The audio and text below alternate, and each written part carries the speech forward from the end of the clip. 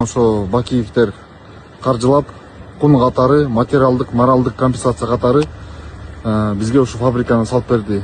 Садик менен 220 балага, анан мына фабрикабыз почти 400 адамга 320 адам жашап иштей алат ушул фабрикабызга. Жетим жесир калган балдарга, оор жаракаттарга келечекте чоң жардам болот.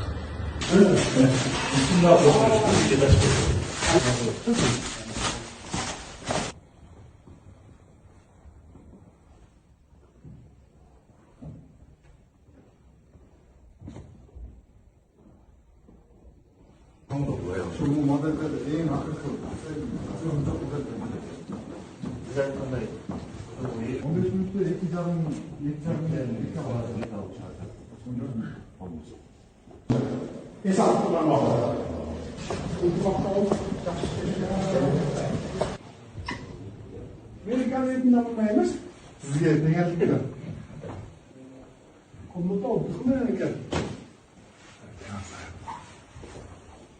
Ama bu olacak bir programımız gibi özgür. Evet, oldu dedi.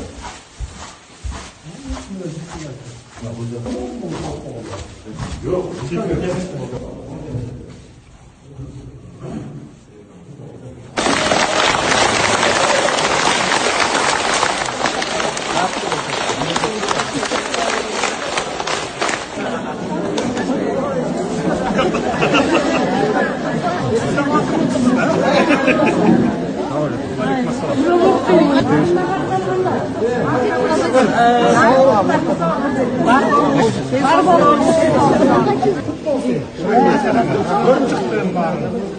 Bunday şu en içe Kırgızistan'da çok geçimli.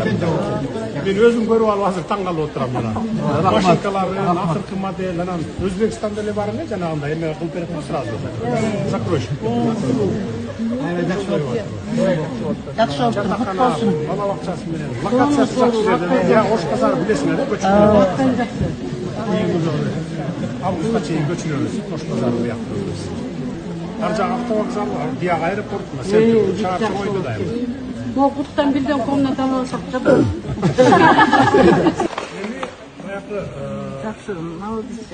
Болсо дейбиз. Болсо иштете албай калган учурларыбыз да көп. Ошон үчүн эми ушуну жакшынакай кылып ынтымактуу кылып иштетип кеткиле. Кудай буйрса, Кудай тилегиңди. Ким сен башында жүргөнсүң? Ооба. Уже бүтүрүп берген турбайбы? Сөзүнө туруптур да. Мен жер бөлүп бергем. Биринчи башында 50 сотук жетет деген. 50 сотук дегенсиңер өзүңөргө. 50 сотук бөлүп берсем, жок, жетпей калды. 1 гектар бер дедиңер. Дагы 50 сотук кошуп берди. Андан дагы келдиңер, дагы жетпей калды.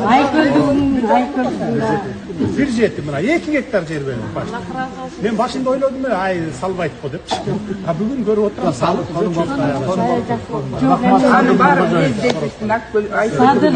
Азыр канча миң доллар берди, 100 миң доллар берди.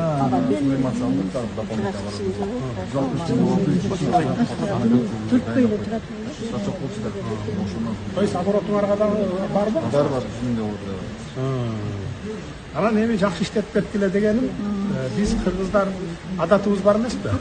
Баягы туруп калса талашып, анан кийин муну алып туруп ордуна муну коебуз деген ушундай бир кичине адатыбыз бар да. Ошону Ал жоюлуп келет атпайбы? Эми жакшы менеджерди коюп алышыңар керек, жакшы менеджер, сырттанбы, өз ичиңерденби.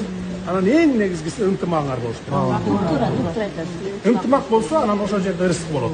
Эгер ынтымагыңар ыдырап болсо, моуну 5 жылдагы жок кыласыңар кайра.